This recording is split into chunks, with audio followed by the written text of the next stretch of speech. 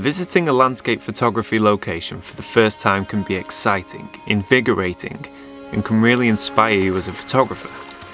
It can also be overwhelming and can feel alien, leaving self-doubt about whether or not you are making the most of the location that you're in. Browsing online, reading books and checking maps can certainly help when visiting a new area, but the only way to truly understand a place is to drive, hike and walk your way around it, exploring, scouting and discovering all of the possibilities on offer. Oh, and this video is sponsored by Squarespace, so if you need a website, go to squarespace.com/Heaton. So me and Simon have spent the morning scouting locations, just looking for places to shoot. Right now it's the middle of the day, so it's no good for photography, but this is the perfect time, especially in summer when you have those long days and those nice, mild, friendly climates most of the time anyway. They are great for going out and exploring, and people often ask about finding locations to shoot and researching locations and what's the best way, so on and so forth. The best way by far is just to strap on your boots and go for a walk. And that is essentially the plan for today. So we've had a look around this beautiful woodland and down by a small loch and yeah, so far, just from spending a couple of hours walking around and looking at various spots, then already I have a couple of compositions in mind, and I know that when conditions are better or when there's potential for good light, you know, I know exactly where I want to come back to, and that is truly valuable.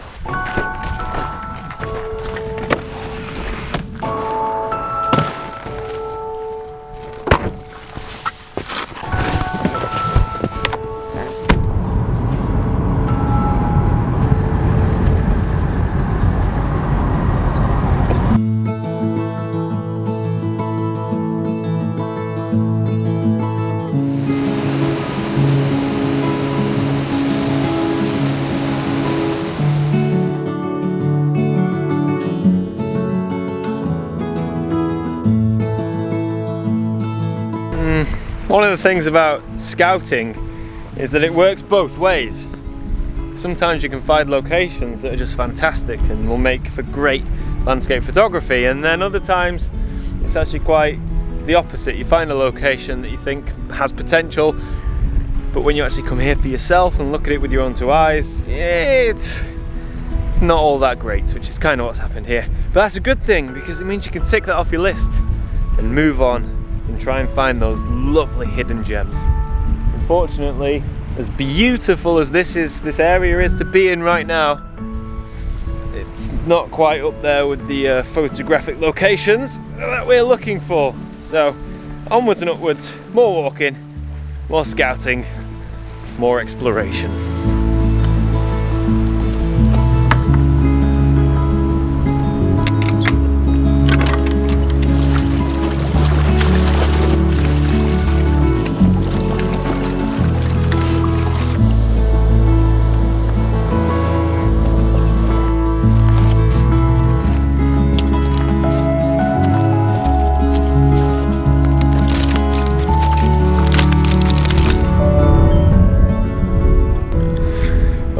It's more bad news, I'm afraid.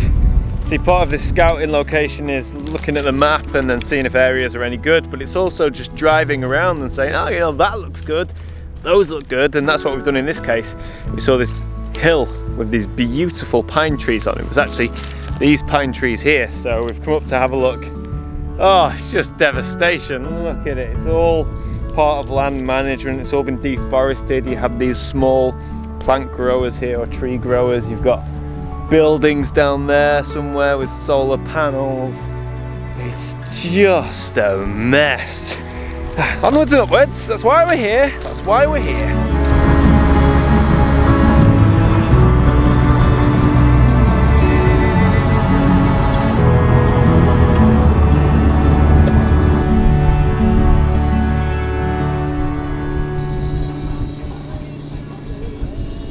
So we continue with our scouting mission here in the northwest Highlands of Scotland, and look at that behind me. It's the middle of the day now, not usually a time that I would shoot, but as you can see by my face, we have some great lighting conditions because we've got storm clouds behind us, yet we still have breaks in the sky which is allowing the light to come through. As you can see, the light is hitting me now, and that can be great for middle of the day landscape photography. The forecast for the next couple of days is rain, and that actually is working in our favour right now because it's not raining yet, but you can see the clouds are building and a storm is coming. So I'm kind of hoping we can find some beautiful compositions down by the loch side here and get a nice photograph with this sun breaking through the clouds, all of the mood and the drama in the background. But the light is fleeting, it comes and it goes, so you need a bit of luck, a bit of timing, and of course the composition.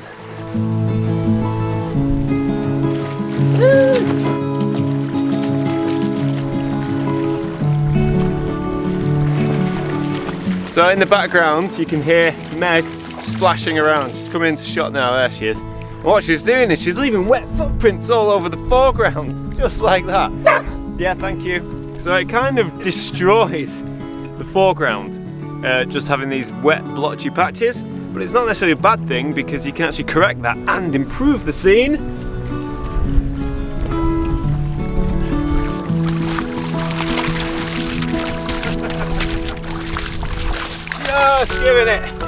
Just giving it a good splash of water. And we've got beautifully wet rocks, mainly thanks to Meg. I've just finished a job. Light's coming now, I've got my composition, so I'm just gonna stick on a polarizer, a few filters, whatnot, and yeah, let's get the shot, okay? So after a bit of searching around and just working this area and having a good look around, I've settled upon a composition. Something in my yeah, sorry, I've settled on a composition that I'm happy with. And you can see here you've got all of these diagonal cracks in the rock here. And these make for a great foreground interest as they kind of lead you from one corner of the image through the frame to this sort of small outcrop here, which then takes you up to Sleoch the mountain, and then you have this island here, there, this island on the right hand side of frame. And it's okay, I mean, it's the middle of the day. We're quite, these conditions are quite good for the middle of the day. But this would look beautiful, either possibly sunrise or sunset, but we are just scouting. Yeah, as I mentioned before, I've completely soaked all of the foreground because Meg had already kind of half soaked the foreground with a wet paw prints. So I just finished the job. So anyway, I'm gonna grab this photograph now while the light's quite good. We've got a lovely moody sky, and because I've got interest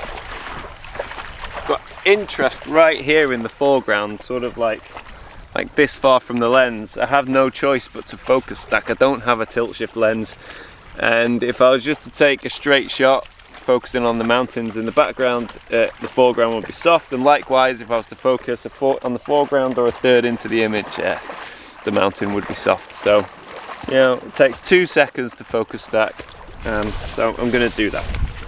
So the only filter I'm using is a polarizing filter. I haven't got the polarizer fully engaged to its most effective point because I actually quite like a bit of glare on the rock. If I turn the polarizer all the way, you lose all of the glare, and I quite like the contrast that it offers. I don't want all of it, all of the glare, because it's too bright, but a little bit of glare, a little bit of contrast works really nice.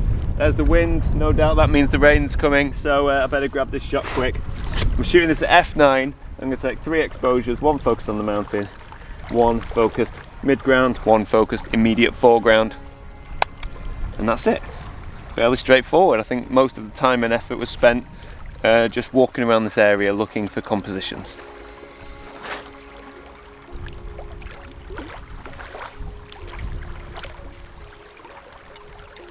So that image looks quite nice. I'm just going to try to prolong my exposure a bit, just to flatten out the surface of the water. So I've got a 6 stop filter that I'm going to drop in, and I'm looking for an exposure time of about 10 seconds. That's what I'm kind of hoping for. So if I change my f-stop to f11, then that is going to give me an exposure of 8 seconds, which isn't bad. That's about what I was looking for. So I've not made any changes at all with my composition or anything. I've simply dropped in a 6 stop filter, adjusted my aperture slightly, and this is now giving me an 8-second exposure. So I'm going to take this photograph now. I just think it's going to be a slight improvement on the image that I just captured, but without the 6-stop filter.